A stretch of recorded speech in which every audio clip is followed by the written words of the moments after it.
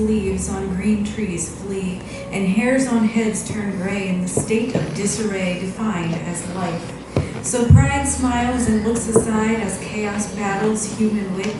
We can overcome, or we can be overcome. That little thing called life goes on with the ambition of a first-time mechanic who repairs their car with paper clips and wishes.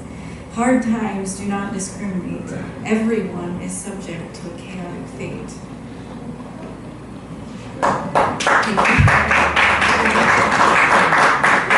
So I don't know who here is familiar with the Golden Owl, but this next one was written in one of the writers' groups. So here goes. The cherry pit gave the cherry its inevitable ending after being chewed violently by the kid on Grandma's front porch. But the pit, it only knows being nibbled by ants in a forest of grass. Somewhere in between its cyanide dreams, it could have been a tree, it could have been so free from the teeth, the jaw of a destructive kid who likes to magnify ants into spontaneous combustion. But it's not really spontaneous, is it? The pits, they say, only last for a day in the grand scheme, but a worm on a leaf gave one man so much grief. The cyanide, they say, is a silly sort of poison, and the ants are immune with instinct of choice. Should they choose to amuse the eager thought of what's inside that meager cherry pit, lest they ignore the fruit one could kill an entire hill? But on that hill I saw so clear it wasn't mine to feast and dine on fruit, frivolously spat out on the greenest ground.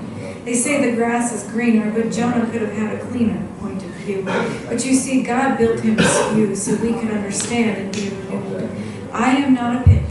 I am a seed, cared for and given need. I produce what I produce, planted deep within the dirt, given pride and sunshine. Maybe that disgusting kid was onto something. The thought, the flow. He is all that matters to himself, yet I'm stuck like an unread book on the shelf. So what you may not know is I have the uncanny ability to grow.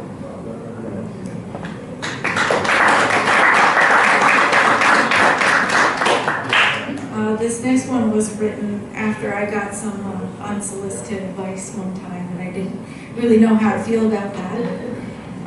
But here goes. The lyric you left me is the indifferent expression of authoritarian imposed silence. Express yourself. Your voice is not forbidding.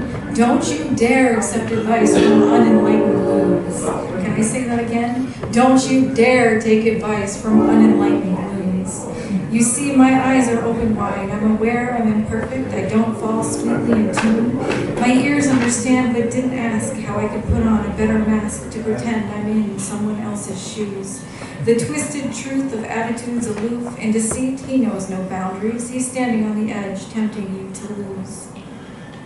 And I have a couple of poems actually that are about this circumstance, because like I said, I didn't know how to feel about it. So this next one is called Undesired Direction. Found myself blind, giving in to the unkind. Blank canvas once again. There I stand, severed esteem in hand, absorbing nothing of value from the likes of you. I wish this could have been a gift, a moment, a chance to take flight, to delight in the freedom of my speech. Instead, I give in to the dread of undesired direction. And this next one, I would love audience participation. This next one starts out with unsolicited advice. Man, ain't it nice? After I say ain't it nice, it'd be great if you all just said no. Okay? No. Unsolicited advice. Man, ain't it nice? No. What makes you the authority of spoken word decree? Oh, I see, it's your age which made your spontaneous suggestion all the rage. Well, may I suggest to the ancient sage himself, you'll find yourself in a world of wealth if you can overcome the commentary you create within the walls of your witless head. My friend, the world doesn't need more disgruntled dread.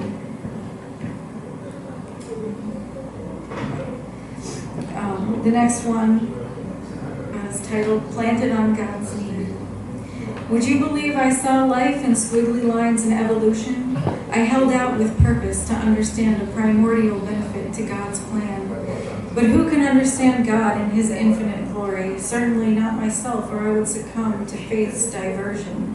Planted on God's knee, I sat ready to hear the end to my life story, but God himself said to me, "You're open-ended, darling."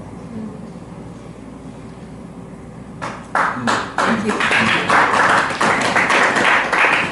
The next one is titled Hopelessness. You go from something really happy to something hopeless. Hopelessness is the accumulation of cobwebs in your head. The emptiness is filled with dust and debris, no thought to fill the void. So I hold my breath and blow the dirt back into the corners where it belongs. I have the control and the will to say no to hopelessness. The next one is titled Delusion Dissolved. Selective apathy, the choice to care what to care less about. A lack of zeal well defined by past life experience of dreams crushed indeed. Do you not see hope was meant for me, a delusion dissolved into menial matters?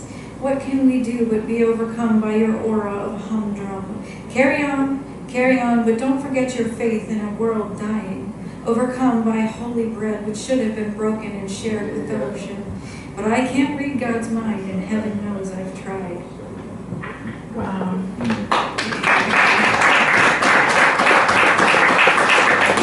And my last one for this evening is titled One Life. Clean slates, the chalkboard breaks.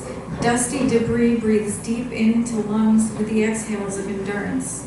We move on, life moves on like a never-ending cycle, waking each morning to dawn's early warning of many days to come. Embrace what the future has to offer and bask in your own wisdom. Society doesn't understand the task at hand. Surviving another day, keeping the evils away, a personal war, a battle of self. Getting over sad esteem and granting yourself a new perspective of character. Remember, you can't be everything to everyone at all times or all at once. One life. One life is all you need to change the entire world. All right.